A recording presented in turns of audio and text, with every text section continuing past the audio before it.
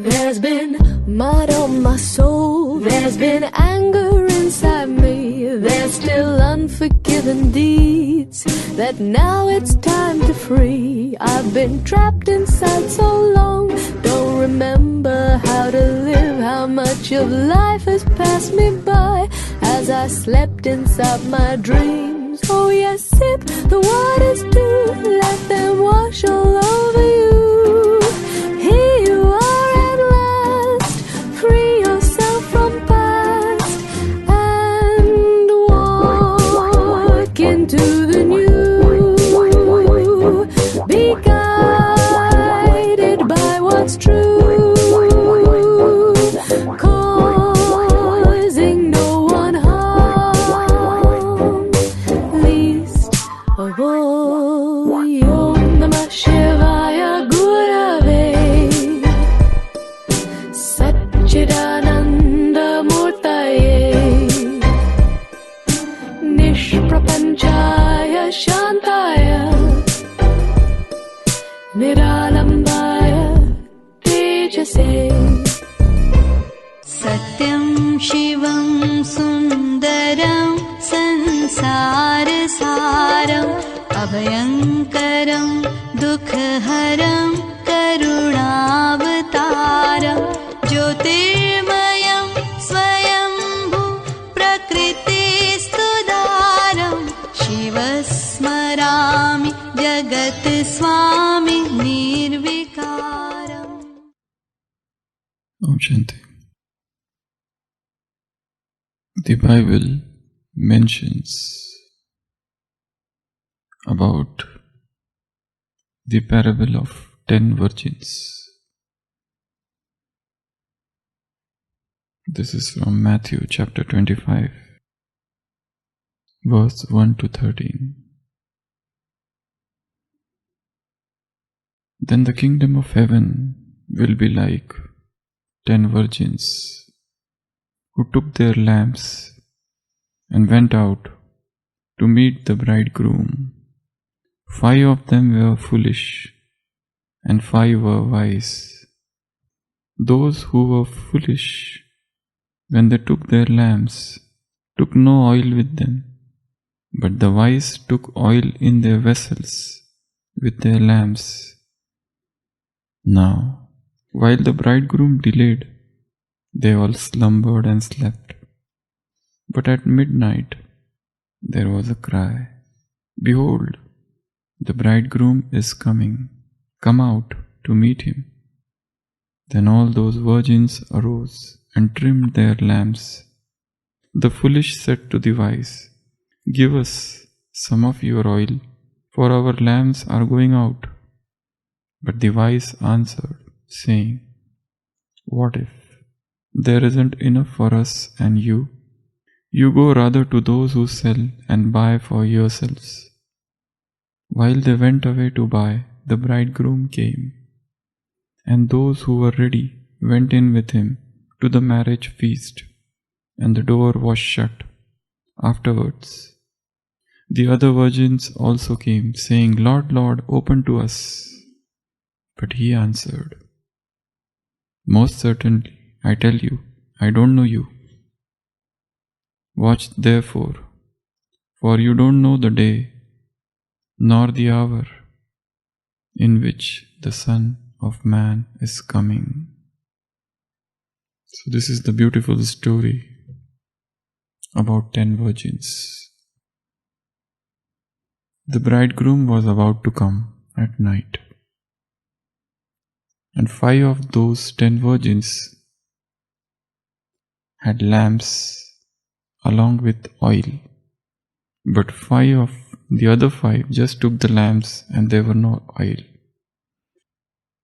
All the 10 virgins were waiting for the bridegroom to come. And when it was midnight, suddenly there was an announcement that bridegroom is coming. Behold, he is there. The 5 virgins without oil in their vessels were sleeping, were slumbering. And they found that we don't have any oils, and they started asking oil to those other 5 virgins who had oils. But the other virgins said, "No, this is for ourselves, because our bridegroom is coming. Better you go out and purchase."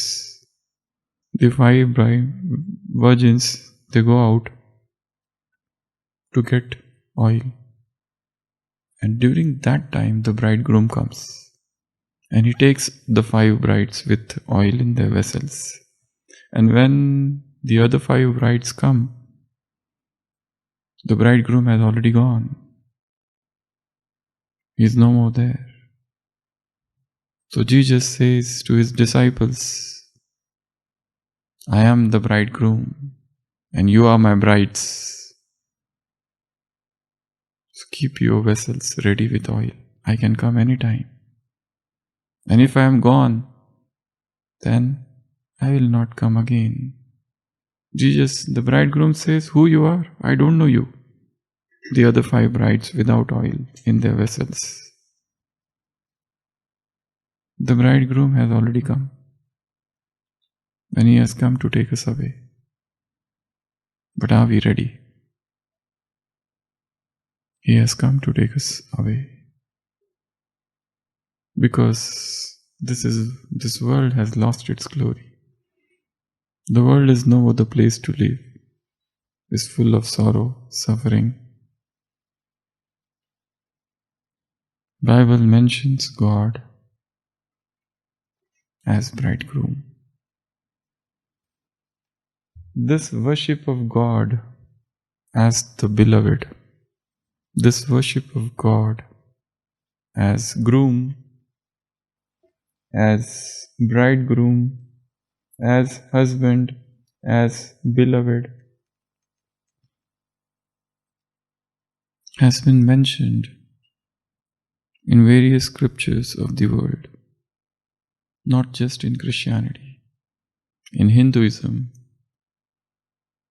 there are 6 types of worship, and to worship God as one's beloved is known as Madhura Bhakti. One is Shanta Bhakti, where you know that He is the controller of the world and everything is going on smoothly. You maintain the position of equanimity. The world is the pair of opposites. World is filled of opposites. So you remain equanimous. You maintain your equipoise.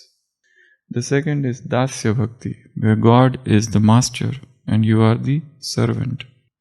The third is Sakha Bhakti, where God is your friend. The fourth is Vatsalya Bhakti, where you think of God as your mother. The fifth is Anuraga Bhakti, where you are intimately connected with God, where you see everything as manifestation of God and you take every event to serve Him. And the sixth type of Bhakti, where you think of God as your beloved, where you think of God as your husband, where you think of God as the dearest. And Baba has used the word Piyu in some of the Murlis. God is Piyu or Piya. He is the supreme beloved, Mashuk. We all are lovers of one beloved, of one Mashuk, of one Piyu. In fact, they say that to love God as the beloved is the ultimate love of God. To love God as mother, as father, as friend, as master, as the controller of the universe, as God is one thing. But the culmination of love, the pinnacle of love, the highest point of love, the zenith of love, the consummation of the divine love is to think of Him as one's beloved and to develop that spiritual intimacy, that deep emotional relationship with Him This is the highest form of love. Not all souls can reach this love. We can think of him as father, as mother, as controller, as preserver, and all other relationships.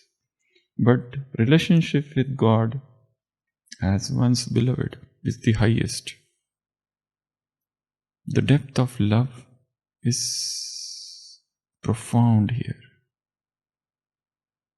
It leads to ultimate union, the divine union with the beloved. So he is the bridegroom, and here comes the bridegroom. He has already come to take his brides, to forge this relationship with him is an entirely new experience. He is the only male then, and all other souls are females. He is the only beloved, all others are lovers. All are gopis and he is Gopi Vallabh. All are Sitas and he is Ram. All are Parvatis and he is Shiva. He is the husband of husbands. He is the beloved, he is the husband, he is the bridegroom. So God is known as Piyu, the beloved. And why to love him more than anyone? How this husband is better than all other husbands.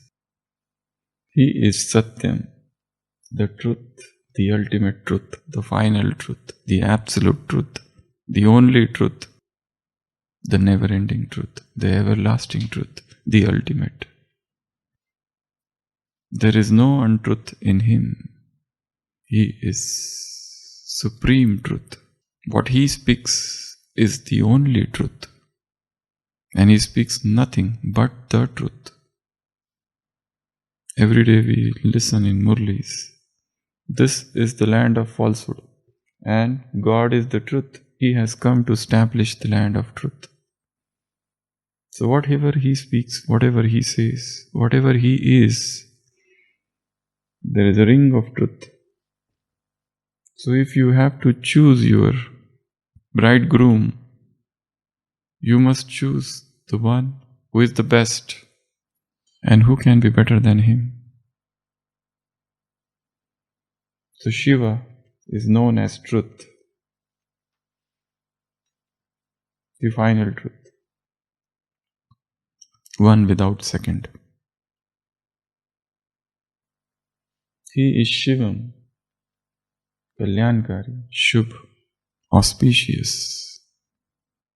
When he comes, he brings the omen of Jupiter and the omen of Saturn are cast aside.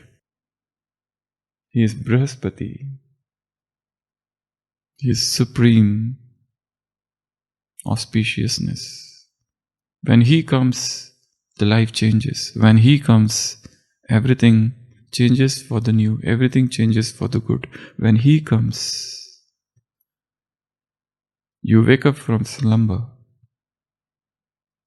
and everything becomes beautiful.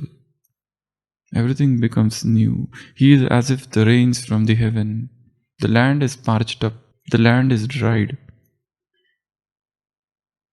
The famine is devastating. The world is famishing. And he comes as the heavenly rain, bringing the message of goodness, of virtue, of godliness. So there cannot be any better choice than him. He is Shivam. And what more thing a bride seeks in a groom? He should be handsome. He should be beautiful. He should be good looking, the smart guy. Shiva is the smartest guy in the whole world.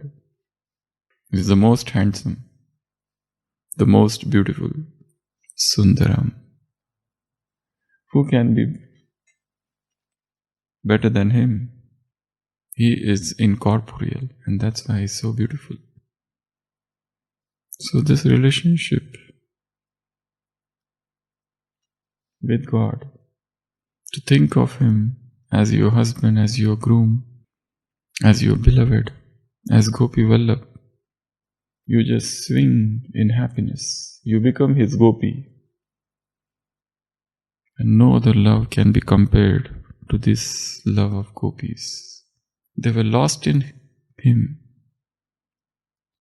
They forgot everything. That's why they say that Madhura Bhakti is the highest form of bhakti. Madhura, the love, is the highest form of love. Prema Bhakti, they call it. Rati, they call it. The ultimate. So do we love him? Do we love Baba as our beloved? To love him as a father is one thing, as mother is one thing. But this is the highest. Fathers can be many, mothers can be many, brothers can be many, friends can be many, gurus can be many, teachers can be many, guides can be many. Children can be many. You think of God as your child, okay, but you think of some other boy, some small girl as your child.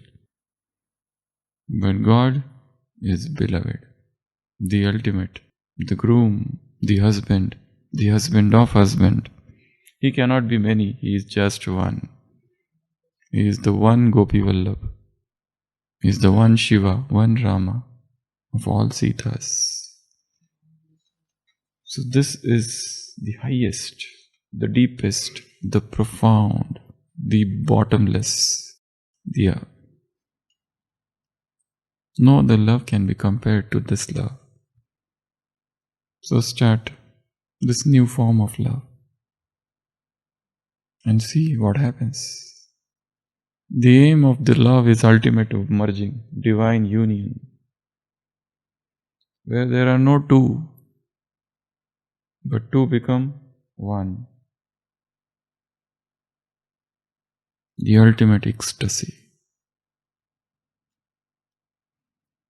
It is said that in the Bhakti scriptures that Krishna had a greatest devotee, Uddhava. He was very profound in his knowledge because Krishna himself taught him all the scriptures, Upanishads, and everything about Godhead. One day Uddhava asked, Lord, I know everything, but still yet I have not achieved the title of Maharishi. What should I do to become Maharishi?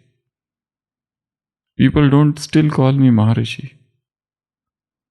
Krishna sensed that his devotee is developing an ego. He says, do one thing, you just go to Vrindavan for some time. I have not been there for a very long time. You just go and teach this knowledge of Brahman, this Brahma Vidya to those gopis. He gets delighted and he goes to Vrindavan. He crosses the river Yamuna and he reaches Vrindavan. All the gopis are so happy, they flock together. They flock around him and they sit with awe and wonder to listen to him because he has come from Mathura. So they ask him, oh, you have come from there, how is he? Our beloved. So he starts teaching them knowledge. He tells them that the one whom you are calling Krishna, don't consider him to be an ordinary being. He is God himself. Don't just think of him as an avatar, as an incarnation. He is the ultimate reality. And he starts teaching them scriptures. And they are all sitting around him, listening to him. And he gets so elated, thinking that they are understanding everything, what he is teaching them. And then he teaches and he asks them, what have you understood? One gopi says, what you taught is beautiful. I really loved you, whatever you expounded. But, When you were telling about Krishna, I was thinking of him. He used to play with me here. He used to play with us on that side. And when he would play his flute, we would get lost. My every cell, my every pore is filled with him. I am always lost in his love. I can't think of anything else except him. Now you tell me, where should I keep your knowledge of scriptures? There is no place in me. My whole being is suffused and permeated and penetrated and interpenetrated with Krishna. Where should I keep him? Where should I keep your knowledge?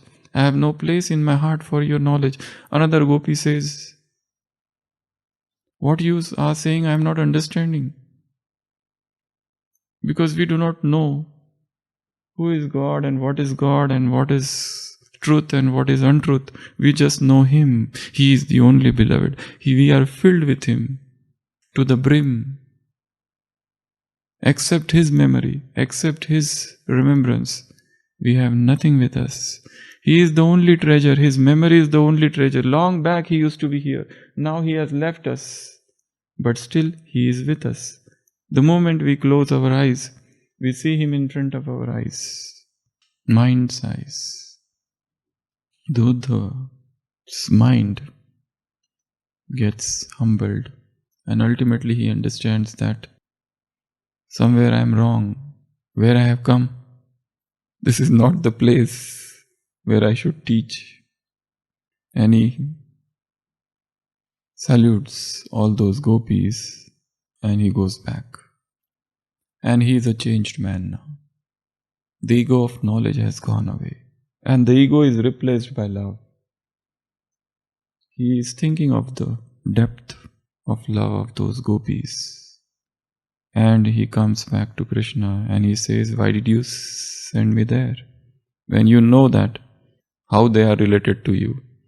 Krishna says, that's why I sent you. What you knew is knowledge. But they are the very embodiment of the knowledge. And love is the embodiment of knowledge. Love is the highest form of knowledge. Love is the flowering of the knowledge. The ultimate bloom of knowledge. So they are in that stage of love. Because they have formed that highest relationship with me. I am not their master. I am not their mother. I am not their father. I am not even their friend. I am not their guru, their guide. I am not their teacher. But they think of me as the beloved. So God, Shiv Baba, is Piyu, the beloved, the husband of husbands, the bridegroom. Think of him in that manner. Sri Ramakrishna used to say that a marriage ceremony is going on and the bride is sitting or hiding somewhere behind the curtain. And the bride has got her friends with her. So those friends, they ask her, is that your husband? Look at that one person. She says, no, he is not my husband. Then the other friend says, is that the other person is your husband? She says, no, he is not my groom. Third, fourth. And then her groom, one of her friends says, is that your groom? She doesn't say anything. She just blushes. So when the bridegroom comes, there are no words. When the bridegroom comes, the speech, the conversation is dropped and the silence comes. To love God as the beloved is to enter into that depth of silence, is to move into that ocean of silence, that solitude. It has got no demands. Love is not a beggar. It doesn't want anything in return. It doesn't want even love in return. It just is unilateral. It just wants to love. It just wants to give. Love is ultimate surrender. And such surrender is possible only with this relationship. Just as wife totally surrenders to her husband, so also soul totally surrenders to that bridegroom, the ultimate. And there is no better groom than him, who is the ultimate truth, who is the ultimate auspiciousness, who is the most beautiful. What can be more beautiful than that point of light? There is no blemish, there is no stain, there is no dark spot. He is the ultimate beauty, the beauty of beauty, the highest beauty, the ocean of beauty. When you look at him, when you see him, fill yourself with his beauty. Sing his glory within you. This is also a form of remembrance. You know, there are different stages of yoga. Asharari, bodiless stage, avyakta stage, angelic stage, seed stage, volcanic stage. In all these stages, you have to think of yourself as different and then you remember God. But there is one method, one stage where you don't have to remember God, where you don't have to remember Shiv Baba. What is that stage? Combined. You stay with him combined, coupled. He is with you, within you. Now what you will remember? You don't have to remember him at all. The effort of remembrance is dropped. You stay, you are combined with him. Here you are single, then you become double. And there is one more stage, triple. What is that? Triple light. One is single light, second is double light, and third is triple light. What is that stage? Triple light. See, in that history hall, they have two. Baba used to sit at one place and Mama used to sit at another. And whosoever, any child who used to come, he used to sit in between and then they would say, now tell your Anubhav, experience. In the similar manner, when Baba and Mama left, Didi and Dadi used to sit on those sanlis. And anybody would come, they would make him sit in between and tell, now tell your experience. This way, we can create a new form of yoga, Bap Dada. God is here, Shiva is here, and Brahma is here. They both are the highest authority. And you are here. So one light, second light, and third light. So this is known as triple light yoga. So you imagine here only that Shiva Baba is there, Brahma is there, and you are there. So this triangle, the divine triangle, you sit, and this is a form of yoga, where you become triple powerful. Your own power, the power of Shiva, the power of Brahma. Brahma is also no less. He is equally powerful because he has become one with God. So this oneness, this togetherness, this combined form, this union, this merging, this spiritual intimacy, this yoga, real yoga, that you think of him as your beloved and you merge in him. You get lost in him. You become one with him. There is no more a drop. The drop has become ocean. One is to say that the drop has become ocean. Another is to say that the ocean has become drop.